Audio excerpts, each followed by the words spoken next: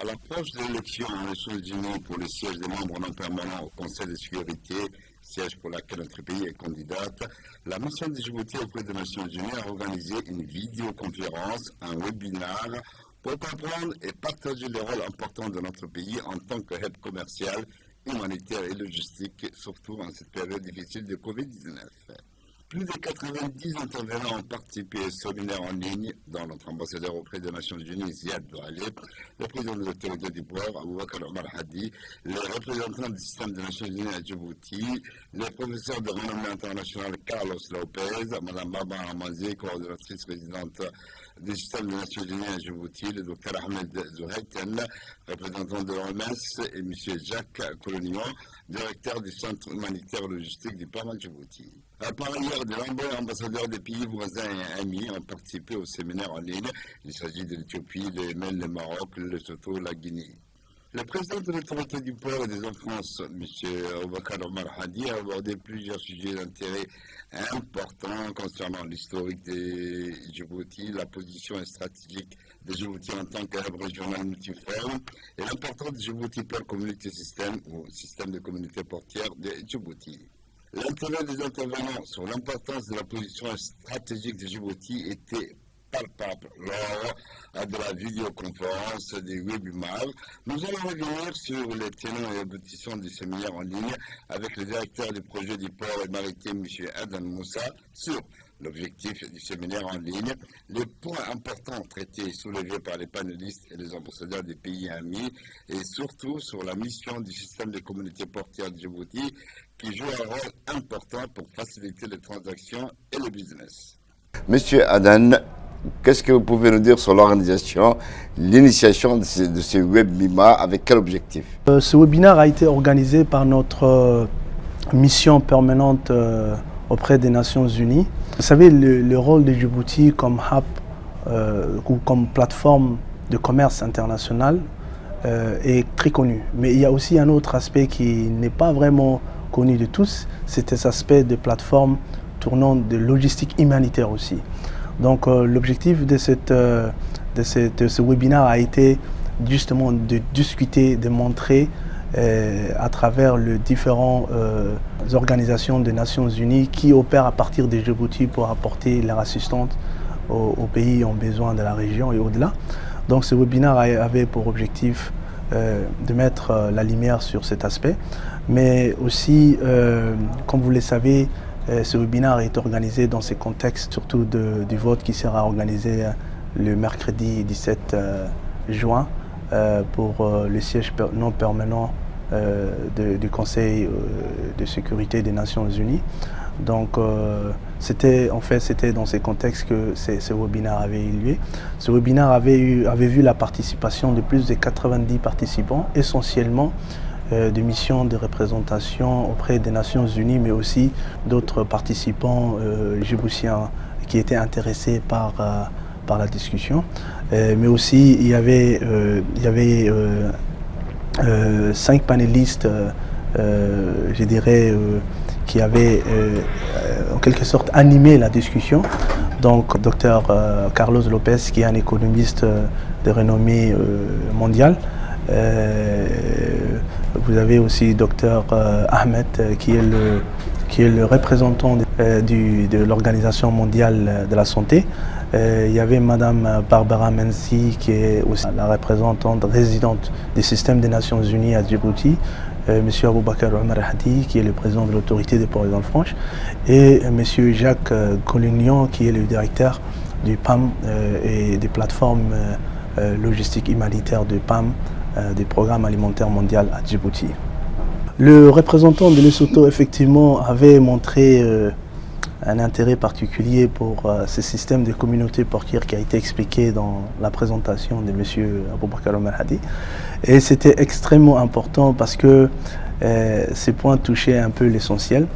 Effectivement, le système de communauté portière est un système qui vient appuyer. Parce que comme je vous ai expliqué, on ne devient pas une plateforme de commerce que si vous avez plusieurs autres outils en place. Le port, les infrastructures portières sont très importants, la location géographique c'est très important, mais la facilitation la facilitation de la façon dont le business est fait. S'il n'y a pas ces facilitations, cette plateforme de commerce restera selon une ambition. Donc c'est ça, c'est dans cette optique aussi que ce système de communauté portuaire a été mis en place. C'est un outil, plateforme qui permettra aujourd'hui aux importateurs et exportateurs, mais aussi aux autres intervenants de la chaîne de logistique et des transports, entre autres les agences maritimes, le port, la douane aussi, d'être reliés par une seule plateforme, un seul outil commun, et à partir de cet outil, l'importateur pourra faire toutes les formalités, sans se déplacer, sans interagir avec quelqu'un. Donc n'importe quelle heure, à tout moment, 7 jours sur 7, faire ces formalités, aller récupérer son conteneur. Et c'est ça aujourd'hui qui fait la différence dans le monde.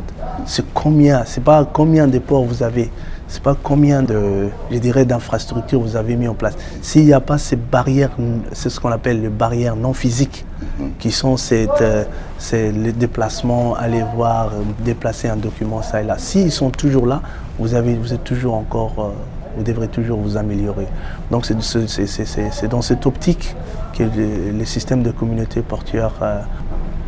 Oui, donc est-ce que vous pouvez un peu revenir sur les points forts des différentes interventions, que ce soit des systèmes des Nations Unies et des différents ambassadeurs? Effectivement, l'ambassadeur qui était le modérateur de cette session avait d'abord contextualisé les débats en appuyant sur la nouvelle zone franche internationale de Djibouti comme une plateforme qui a montré que c'était une plateforme qui était au service aussi de la communauté des affaires de la région. Il avait aussi brièvement mentionné le rôle de logistique humanitaire de Djibouti à travers cette plateforme de programme alimentaire mondial qui a été mise en place il y a plusieurs années de cela et qui aujourd'hui dessert plusieurs pays à partir de Djibouti pour apporter assistance aux populations qui sont victimes de catastrophes naturelles. Donc on peut parler de l'Éthiopie, de Yémen, on peut parler aussi du Sud-Soudan, de Somalie, du Kenya. Donc dans une première intervention, M. Aboubakar Omar Hadi avait essentiellement mis l'accent sur ce rôle de Djibouti qui reste 3 plateformes aujourd'hui.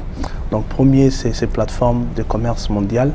Deuxième, c'est cette plateforme humanitaire, mais aussi plateforme de télécommunication.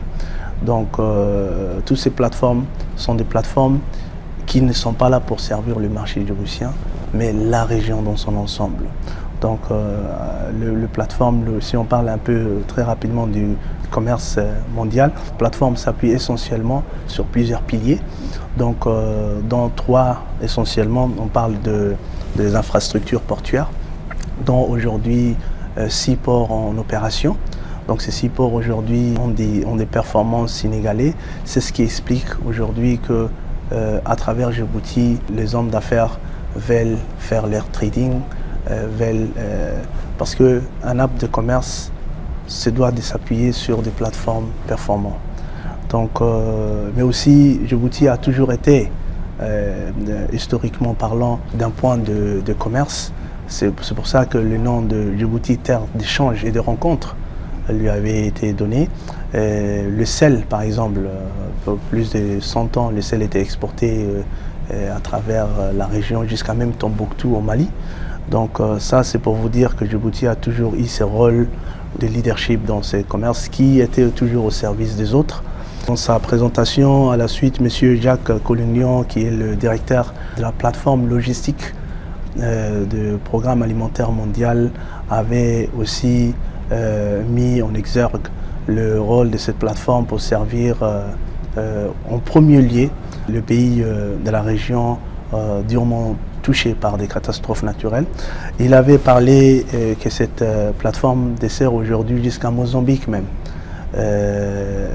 Donc on se souvient l'année dernière avec les différentes les pluies diluviennes qui avaient durement frappé Mozambique et qui avaient vraiment réduit à néant carrément la capacité de résilience de ces pays. Le premier support humanitaire a été organisé à partir de Djibouti avec toutes les facilitations offertes à cette plateforme. Donc aujourd'hui, cette plateforme sert de premier premiers secours, points de secours pour l'Éthiopie, le Sud-Soudan, le Yémen, Somalie, Kenya et jusqu'à même Mozambique. Et c'est une plateforme qui aujourd'hui est utilisée aussi comme étant un point d'appui par plusieurs aussi autres organisations des Nations Unies qui sont très actives dans le domaine de l'humanitaire. Donc pourquoi cette plateforme est aussi performante et intervient? M. Jacques Golognon avait souligné toutes les facilitations offertes, entre autres. Cette plateforme bénéficie aujourd'hui de ces infrastructures portuaires performantes que nous avions mis l'accent. Ce n'est pas seulement la position géographique qui a fait en sorte que cette plateforme puisse être une plateforme qui soit rapide dans ces temps de réponse, mais c'est parce que cette position géographique a été renforcée par des infrastructures qui sont aujourd'hui en train aussi de faciliter cette logistique humanitaire de fonctionner correctement, mais aussi de réduire le temps, le délai d'intervention. Le coût d'intervention est très très important, mais aussi la proximité par rapport au centre des crises mondiales. Donc, Madame Barbara Menzi avait aussi mis l'accent sur ce rôle justement de Djibouti à apporter de l'aide aux autres. Surtout, vous savez que le système des Nations Unies sont actifs dans plusieurs domaines. Donc, en tant qu'entité qui chapeaute le tout, il y avait la question des migrants qui s'est posée, des réfugiés bloqués un peu partout, du fait que les frontières sont fermées. Donc, c'est cette facilitation et c'est cet appui apporté par les gouvernements afin d'aider le système des Nations Unies dans leur action d'apporter de l'assistance qui a énormément fait la différence. Malgré les difficultés que Djibouti est en train de faire face à cause de Covid-19, malgré le maigre moyen que nous disposons, Djibouti a toujours privilégié apporter son aide aussi aux autres qui en ont besoin et partager ces maigres ressources justement avec le pays, surtout les populations qui vivent parmi nous et qui en ont besoin. Et c'est ça que Mme Barbara Menzi avait souligné dans son intervention. Monsieur Dr Ahmed, qui est le représentant de l'Organisation mondiale de la santé, avait aussi largement félicité le gouvernement de la République, mais aussi à sa tête le président de la République, pour son leadership dans cette lutte contre le Covid. Qui aujourd'hui a apporté ses preuves et qui sont aujourd'hui reconnus de tous. Les indicateurs sont là. Il avait souligné l'indicateur le plus important qui était le nombre important des tests. Il y a quelques temps, au mois de mars, on était parti de 0 capacité de tests, d'accord, à aujourd'hui une capacité de tests qui peut servir carrément toute la population. Donc on est passé à 40 000. Le nombre de tests qui ont été réalisés, ce qui représente 4% de la population. Lorsque vous regardez ces chiffres par habitant, c'est le plus élevé du continent. Il n'y a pas un pays qui arrive à ce niveau, mais aussi on fait partie des 10 pays qui testent le plus dans le monde entier. Donc c'est quelque chose que vraiment il avait apprécié et félicité le gouvernement pour son leadership et pour ses travail formidables surtout en cette période des crises de Covid. On sait très bien que Djibouti et surtout le système de santé djiboutien a été testé par plusieurs vagues de crises avant Covid. Donc malgré ces difficultés, il a commencé à apporter ses preuves. Donc dans son intervention, enfin, M. Carlos Lopez, qui est un économiste de renommée mondiale, avait en quelque sorte donné la dimension mondiale de la crise et surtout comment cette crise est venue pour un peu perdurer dans le temps. On parle de 2020, mais aussi 2020 qui reste pour le monde entier. Pour le cas de Djibouti, mais aussi pour l'ensemble des pays africains, avant qu'il n'ait touché le cas de Djibouti, plusieurs organisations internationales avaient prédit cette catastrophe qui devrait venir à cause du Covid, surtout pour l'Afrique, cette catastrophe qui n'a pas eu lieu. Et c'est Djibouti qui a été cité comme exemple de par sa résilience en termes de santé, mais aussi cette capacité à s'adapter à la crise en passant de 0 capacité de test à aujourd'hui une capacité très renforcée. Donc c'est ça qui était vraiment mis l'accent. Et effectivement, de l'autre côté aussi pour Djibouti en tant que en tant que plateforme tournante du commerce de la région. Ce point a été aussi étoffé dans son intervention et que le challenge est là, le défi est là. Mais malgré ces défis, Djibouti n'est pas seulement dépendant de hinterland, ça veut dire du commerce du pays, de l'arrière-pays. Mais Djibouti aussi a su s'imposer comme une plateforme de transbordement. C'est ça qui va aujourd'hui faire en sorte que la crise, même si elle touche et perturbe un peu ce qu'on appelle la chaîne de valeur ou la chaîne d'approvisionnement, ne va pas vraiment trop perturber le secteur portuaire. Parce qu'il y a essentiellement, le type de trafic est diversifié et essentiellement basé aujourd'hui sur le secteur des transbordements. Donc il y aura des fluctuations des hauts et des bas parce qu'on est en période de crise, mais dans son ensemble, la récupération se montre bonne.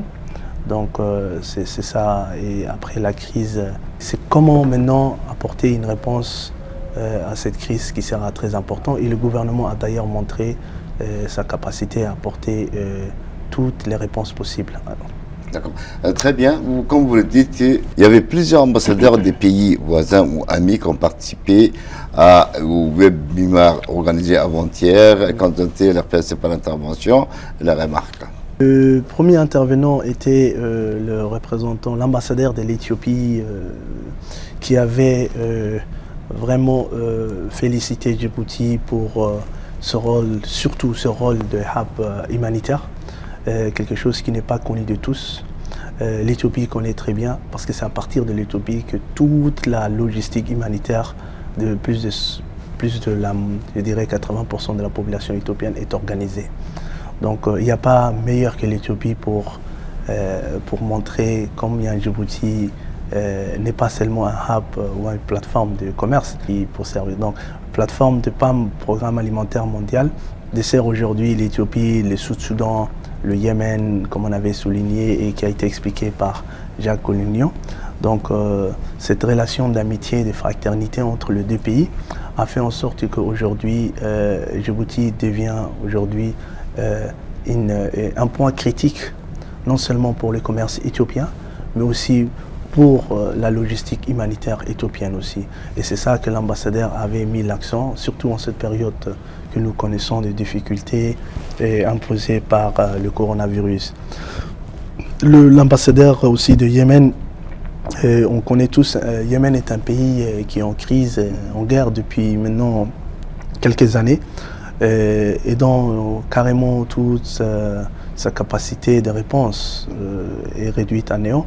Donc c'est à partir de Djibouti que toute la logistique humanitaire, tous les supports, toute l'aide apportée à la population vulnérable aujourd'hui est organisée. Donc l'ambassadeur de Yémen avait longuement remercié et félicité le gouvernement djiboutien pour toutes les facilités offertes à cette plateforme afin de faire en sorte que le plus vulnérable de ses compatriotes puissent bénéficier de ces supports du Programme alimentaire mondial qui organise toute sa logistique à partir de Djibouti. Maroc aussi avait souligné ce rôle et ce leadership de Djibouti dans la question de l'humanitaire. Les Guinée équatoriale, Lesotho aussi n'avaient pas manqué aussi de montrer des plateformes de logistique humanitaire de Djibouti pour la région, mais aussi une référence pour le monde aussi. Oui, le système de communauté portière a suscité un grand intérêt auprès du représentant de Lesotho. Pour revenir dessus. Le représentant de Lesotho, effectivement, avait montré un intérêt particulier pour ce système de communauté portière qui a été expliqué dans la présentation de M. Aboubakar Omer Hadi.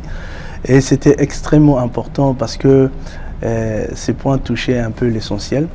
Effectivement, le système de communauté portière est un système qui vient appuyer. Parce que comme je vous ai expliqué, on ne devient pas une plateforme de commerce que si vous avez plusieurs autres outils en place.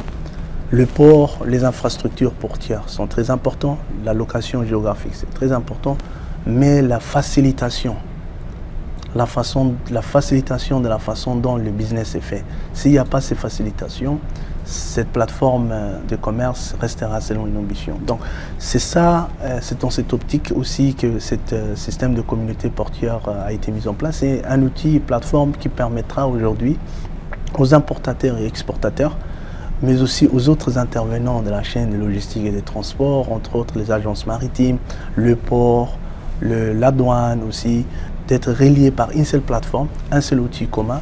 Et à partir de cet outil, l'importateur pourra faire toutes les formalités, sans se déplacer, sans interagir avec quelqu'un.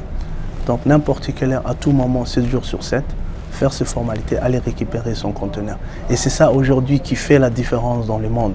C'est pas combien de ports vous avez, je dirais d'infrastructures vous avez mis en place. S'il n'y a pas ces barrières, c'est ce qu'on appelle les barrières non physiques, déplacement, aller voir, déplacer un document, ça et là. S'ils sont toujours là, vous êtes toujours encore, vous devrez toujours vous améliorer.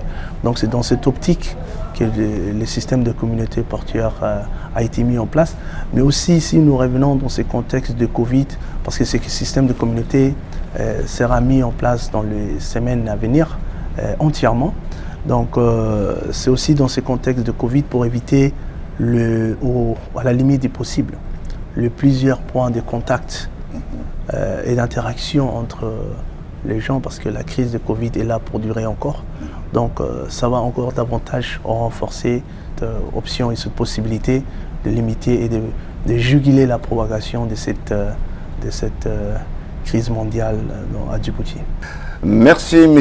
Adam Moussa d'avoir répondu à toutes les questions concernant le webinaire qui a été organisé par la mission de Djibouti auprès des Nations Unies.